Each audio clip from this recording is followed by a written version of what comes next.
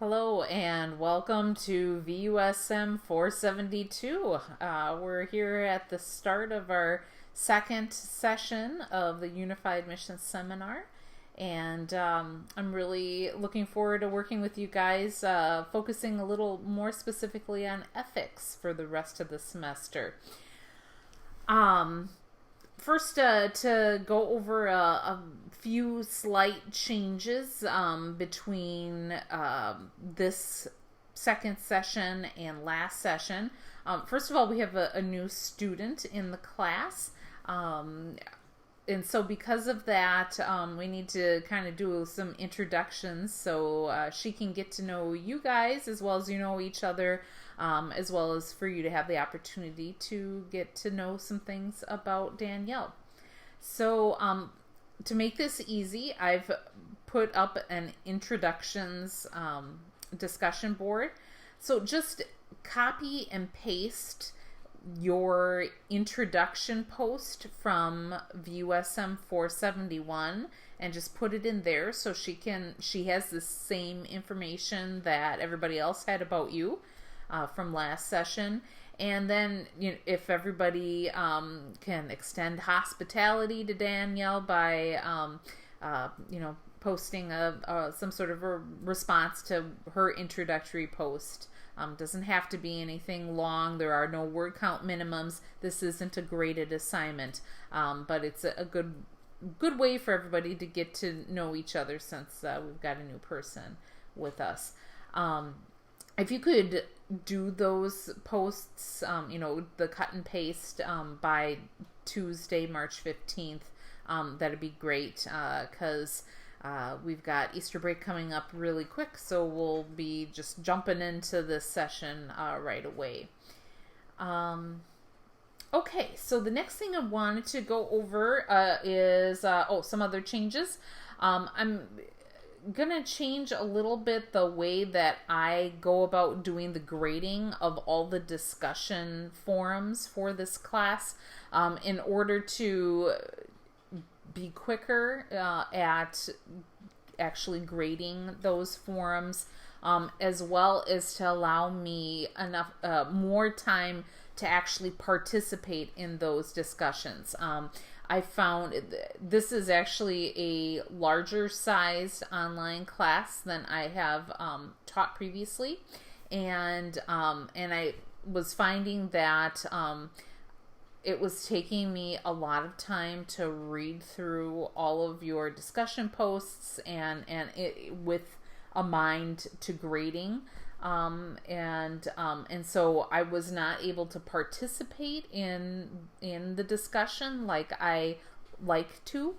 And so what I have actually done previously in another online class that was even smaller than this one, and seemed to work well in being able to get grades out more quickly after the due date, is to randomly select students to have their discussion posts graded according to the rubric for each of the forms. So what I'm going to do is select a third of the class, which would be about 4 students for each one of the discussion forums, and you will have your discussions posts graded according to the rubrics. Everybody else will receive a grade that is based upon that you made your posts on time, that you met the word count minimums for those first 2 posts, and then with the posting frequency minimum is an initial post and then a response to one other student. That's considered average participation in a discussion forum, and so that is average grade would be a C. If you are looking to be more than an average student in this class, you'll post more than those 2 times, and And there's no word count minimums for anything beyond those first 2 posts. You can certainly do very brief posts, maybe a couple of comments, a question that you had after reading someone's post. It doesn't have to be anything complex to boost your participation beyond what is average participation. So just to clarify, I'm not going to be telling you in advance if you are one of those students who's going to have your posts for a particular forum graded according to the rubric or not. Everybody should just assume that their posts are going to be graded according to the rubric. But in actuality, I will only be doing in-depth reading of for students' discussion posts so that I can get grades out quicker and I can personally participate more in those discussions. If you have any questions about that, please contact me if you need further clarification about that slight difference in how I'm going to be doing the grading for the discussions. Another change with the discussion is in the format that the actual forms are in Moodle. It's a type of format where you will not be able to see anyone else's posts until after you have made that your first initial post to the discussion question. And what that does is it assures me that first post of yours is your pure take on the discussion question. It prevents people from reading other people's posts before they make their initial post to kind of get a feel for what other people think.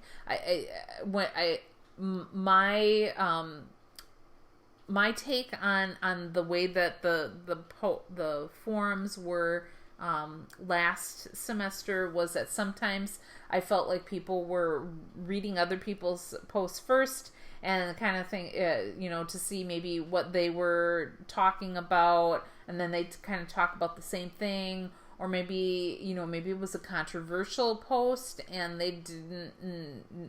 they were concerned about stepping on people's toes. And while we are certainly, we want to use online etiquette in this class, and this class is all about learning skills for constructive discourse when we don't agree on things, or when a topic is a touchy topic. In order to learn those skills, you have to learn how to articulate your own opinion first in a way that is not offensive, or is not going to cause people to become defensive. To articulate yourself in a way that is approachable, and regardless if other people agree with you or not, and so that's really what I'm hoping that we can develop this session, especially since the topic is ethics.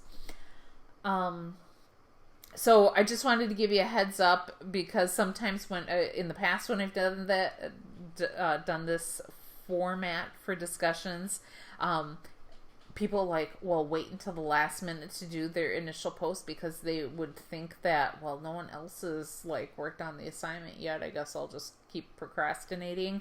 And then suddenly everybody's initial posts go up within a few hours of the deadline. So heads up, that's not what's happening there. You're not going to see anyone else's posts until after you do that initial one.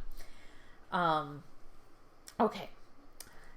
Easter break. I've done some this evening, actually. I did some tweaking of the course schedule to make room for Easter break. I know that maybe in some of your other other online courses, you've experienced that because it's an online course, instructors kind of ignore vacations and things like that. And I really try to honor that time for family and especially since this particular break has can have spiritual significance for some people. I really want to honor that time in your schedules. So there won't be any assignments due during Easter break, which runs Thursday, Friday, Saturday, Easter Sunday, Monday. Which means then that I've had to space the assignments that would have happened during those times if Easter didn't land in this session. I've had to space it out. So some of it's the discussion boards for that week, and I think this lands in week 2. The discussion boards are due earlier than they normally are due during the course of the week. And then the deliberation paper, number 4, it's the first deliberation paper for this session, and the Q&A essay that week is due later than normal. It's due on Tuesday after Easter break is done, as opposed to Sunday, which they're normally due on. So if you, I just posted the updated Adult Learners Guide, and it's got the new dates in everything. So if you to get the exact dates for these assignment due dates, look at the ALG that I just posted on Moodle. And let me know if you have any questions about assignment deadlines. And then another small change for this session is the final project, what the final is for this session. It is a paper. It's a 10 to 15 page paper that is, it's called a research reflection paper, and it's based on your service learning experience. So I just wanted to give people a heads up, so that since it's a large paper, so that you can plan in your writing, and plan, since this paper is based upon your service learning experience, plan to get your service learning experience done with enough time for you to write this paper. So if you, the guidelines for the paper are posted on Moodle now. Check them out. And then I'd also like to encourage you, if you hadn't started last session with any service learning time you were doing, to consider writing doing some personal journal writing after you do your service learning hours. This is not a required assignment. You're not going to get a grade on it. It's nothing that you're going to show me. But what many students have told me, that even if they write like a quick paragraph after they go do some service somewhere, that it's nice to, when they work on this final paper, that they have these small excerpts that they can look at. It reminds them of what they experienced. And you're encouraged, if you do keep that sort of a journal, you can actually use you can cite your own excerpts in your final paper. So it's just a tool that you might consider using in doing your final for this session. Otherwise, the second session is very much a mirror of the first session as far as the type of assignments and when the assignments are typically due. The expectations for the assignments are pretty much the same. So those are the few changes to be aware of. The next thing I wanted to go over is to do some clarification based on the feedback that I received from the first session from the course evaluations. Thank you everyone who took the time to fill those out. It is incredibly helpful for me and for Viterbo to get that feedback so that we can improve our courses, that we can improve our teaching, to make this a really good experience for you guys.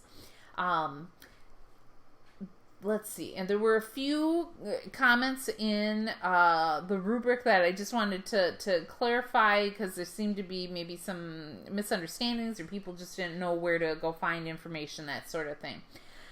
So the first comment that was on those evaluations was that the rubrics were unclear and difficult to understand what was expected on the assignments. I totally agree with that.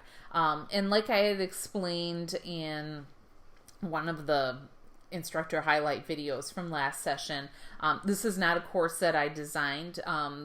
These courses are kind of the instructors, like myself, are facilitators. We're given a template, adult learner's guide, basically, the assignments and how it looks in the schedule and that sort of thing. And we're really not supposed to make a whole lot of changes from the template in order to keep the class the same for everybody who takes it. So the rubrics for this class were given to me. They weren't rubrics that I devised. And I totally agree that they are kind of on the vague side.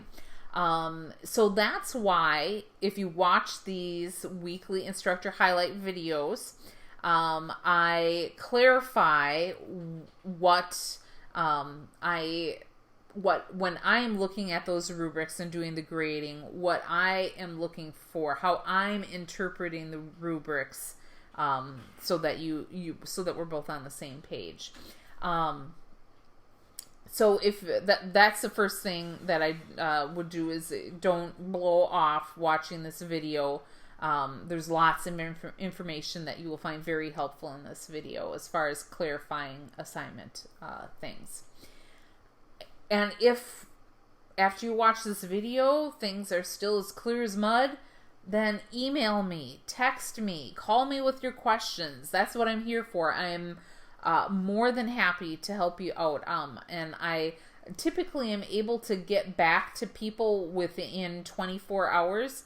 With the online courses, the instructors are supposed to get back to you within 48 hours. And I think most of you who have actually contacted me with questions can say that I get back in a very timely manner. So please let me know if something is not clear to you. I will help you out. Another question that we got, that I got as far as rubrics go, is about the discussion rubric.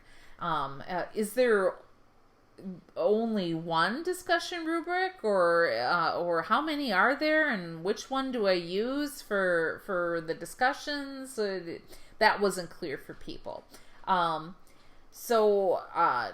Once again, this video is a great place to find that information. I tell you in this video which rubric to use when I introduce each discussion forum. I also, since this was a comment that I got from last session, for this session I will clarify, I will indicate in the discussion question prompt which rubric to use. There are 3 different types of discussion rubrics that are used depending on what type of discussion it is. There is like a general online discussion rubric.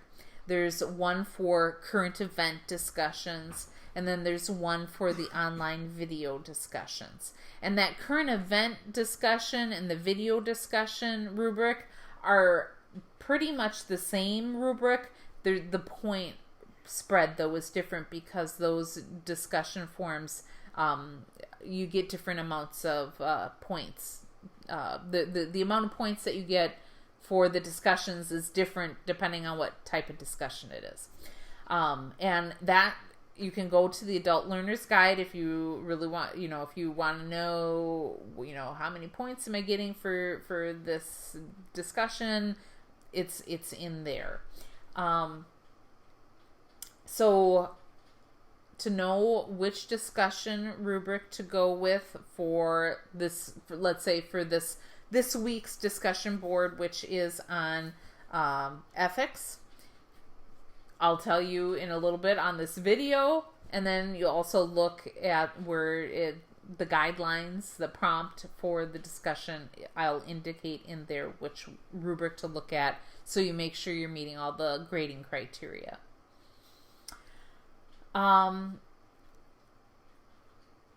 Another comment I got was on feedback, that people would like feedback on their assignments, or that they didn't feel like they were getting timely feedback. I do give immediate feedback, actually, on all graded assignments that do not receive full points. The only time that I don't give feedback is if you got a perfect score. And as soon as your assignment is graded, I provide feedback immediately when I grade it, so that, because it doesn't make sense for me to grade it and then go back and provide feedback. It just, bam, as soon as you got a grade, you get feedback from me. So since I was getting this comment in the evaluations from some people, I'm assuming that you just don't know where to find the feedback that I'm giving you. So to help clarify that, for discussion boards, I send that feedback privately to you via Moodle message. I don't, because the only other way to send it to you would be actually in the discussion board, and then everybody could see that feedback, and I don't want to do that. So in order to access Moodle message, in case you don't know how to do that, on the left-hand column on the computer monitor, there's a whole bunch of links, and you will click on My Profile, is the link.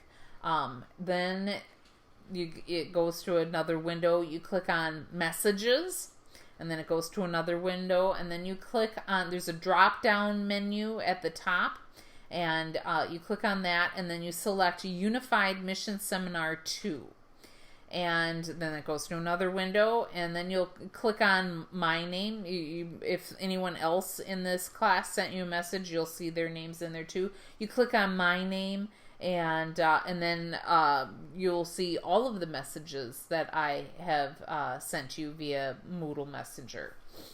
I believe you can tweak your settings in Moodle to have, when someone sends you a Moodle message, that it will go to your Viterbo email account. And I'm not quite sure how to do that. I'm pretty sure you can, though, because it seems that some of you have your settings set up like that. So if my explanation on how to access your Moodle messages is unclear, or you just want to tweak your settings, you can go there's the Moodle help online, and there's a link to that at the top of the monitor when you're in Moodle. Or you can contact Viterbo Tech Support, and they can connect you to the right person in the tech department who can help you utilize Moodle Messenger correctly. Okay, so that's how I provide feedback for discussion boards if you don't get full points on the discussion boards. For deliberation papers, any of the Q&A essays, and like for this session, the final paper, those assignments are graded using a Moodle rubric, and so I provide feedback along with the rubric. I typically use, for most of my feedback, I use the comment fields that are to the right of the Moodle rubric. And I like to use those because I can give you specific feedback on whatever grading criteria that you didn't get a perfect score in. Depending on your computer monitor size or the type of internet browser you use, you may have to toggle over a little bit to see those feedback comment fields. You might not see them immediately if your monitor is too small. So try that if when you look at the rubric and you see the highlighted, the grid is highlighted, where you scored in the rubric grid. But if you're not seeing any comments to the right, try toggling over and you should be able to see them. The only time that I use that large feedback field that's underneath the rubric is for general feedback, or if there was a major problem and whatever feedback I have to give you is more than just a comment. If I need to give you a lot of feedback on something, I'll use that larger feedback field at the bottom underneath the rubric. So that's basically how I give feedback. If you have any questions about the feedback that I give you, please get in touch with me. Some people have done that, and I am very approachable, communicative about helping you understand the feedback that I do give you if that's not clear to you. Okay, and then the last thing I wanted to make sure everybody understood, it wasn't that there was necessarily a comment in the evaluations about it, but I wanted to reiterate what the service learning requirement is for this course. You are required to do a minimum of 8 instances of service, and each instance must be at least 1 hour in duration. So clarification, an instance of service is showing up at your community partner and doing some service work and then leaving. So between showing up and leaving, there needs to be at least that you're there at least an hour, and then you can count that as an instance of service. If you show up and you're only there for 10 minutes, you can't count that as an instance of service. If you show up and you're there for 2 hours, you can't count that as 2 instances of service. That's still just 1 instance of service. The reason why we do it that way is because we want 8 is considered the frequency that is needed in order for you to start to form a interpersonal relationship with the people involved with your community partner, for that real deep service learning and integration with what you're learning here in this class and with your own personal life. That's really the minimum that's needed in order for those things to happen. The service learning requirement is not 25 hours for this class. I know some people thought that it was 25 hours because of there's one of the service learning documents that was included in this course was like a general one, and it mentioned 25 hours of service. That's what we require of the traditional undergraduate students, because this is an online class in an accelerated format, and you guys are all Center of Adult Learning non-traditional students. We know that your lives are a little more complex than the traditional students, and so we have this lesser, more flexible service learning requirement. If you have any questions about the service learning requirements, please once again, get in touch with me. And I can't I can't say that enough. Please communicate with me when you need help and or have questions. I am so happy that's why I'm here. I'm here to facilitate this class. In a seminar style class, I'm not the lecturer. I'm not the expert necessarily. I'm not the talking head at the front of the classroom. In a seminar class, we're really learning from each other. And as we're reading we're certainly learning from the readings and the videos, but where the real learning is coming from is from each other and what we're each personally gleaning from the material. And then as we share that with one another, there's like this exponential learning that happens. So because of that, when you have any questions, please, come. That's why I'm here, is to help clarify things and answer questions. I can't guess when you want my assistance on something. For instance, I don't assume that everyone expects to get perfect grades. I know some people that they really don't care about grades, and that's okay. My husband was one of those people. And so I'm not going to come knocking on your door because you may be one of those people who, just wants to get through the class. I don't coddle Cal students like I might the traditional students because of that. You're, like I said before, your lives are more complex. You have other priorities beyond this class. I understand that. And so, sometimes you have to, you just you don't have the energy at the end of the day, and you really could care, you just like, oh, I got my 2 discussion posts in for this forum. That is good for me.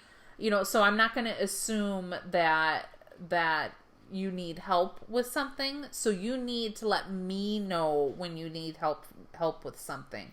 And I am so happy to help you when you communicate that to me. Okay. So that's the introductory comments that I had for the session. Now just focusing on our first week here. The learning focus for our first week is introductions and reacquainting ourselves with the material, since we had a nice spring break there in between sessions. The reading for this week is actually review of the last readings from session 1. So in case you've forgotten, reread, Kite, that is An Ethical Life, is the name of that text. The preface in chapter 1, and in that you get a really nice basic introduction to ethics by a debunking of myths. And then the other reading to reread for this week is Loeb, A Soul of a Citizen, and that's chapter 9, entitled Widening the Circle, which talks about the idea of how you can expand your communities and networks by bridging divides, by reaching out to people who maybe you don't necessarily agree with, reaching across the aisle and forming alliances that way, finding commonalities when there is disagreement, and how that really can expand networks that way, and you're in the reach of your cause that way. This week you should begin researching and perhaps even writing, at least maybe start an outline for deliberation paper number 4. In this deliberation paper, you're being asked to express your worldview. And what a worldview is basically how you look at the world, kind of talking about the lens through which you view the world. And specifically, I'm looking for you to use examples from the textbooks, Galli, which is the St. Francis text, Loeb, A Soul of a Citizen, and Kite, An Ethical Life.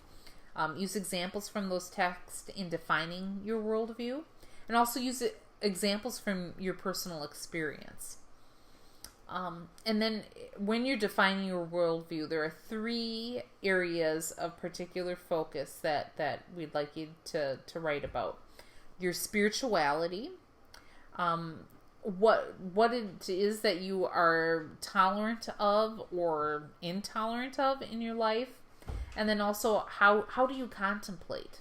So those are the 3 focus areas, because if you were gonna like define your worldview, I've actually had to do a similar paper to this, and this was like a 15-page paper. Because there's a lot to defining a worldview, and you could probably I could have written more than 15 pages. You're not being asked to write 15 pages. This is the standard 3 to 5. So stick to those 3 areas. This paper is primarily a reflection paper. However, you also must research and cite outside sources in defining your worldview. And so let's look at the rubric that goes along with the deliberation papers. It's the same for all of the deliberation papers.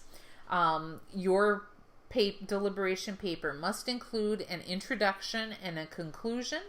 The introduction should outline the paper, and the conclusion should summarize. The body of your paper should address all of the components of the guidelines, which I just went through, and then the final grading criteria is that you use external resources. It must be cited in the paper. And once again, and I'm sorry to be redundant because I have said this several times, but to clarify the vague rubric when it comes to external resources, extensive is 3 or more external resources. So those are sources that you found elsewhere, nothing that was provided to you through this class, through the texts, nothing that came from this class. Outside resources. So 3 outside resources is considered extensive. 1 to 2 is considered limited. None is 0. And then if you don't if you don't even utilize course texts at all in the deliberation papers, then you don't receive any points for this grading criteria. And this deliberation paper, number 4, is due Tuesday, March 29th. That's the day back from Easter break. So this is one of those assignments that's kind of wonky because of Easter break. The Loeb Q&A essay question. This week you are writing on Chapter 9, Widening the Circle. And once again, this might be tedious for some of you, but we have new people here, so I'm going to explain thoroughly.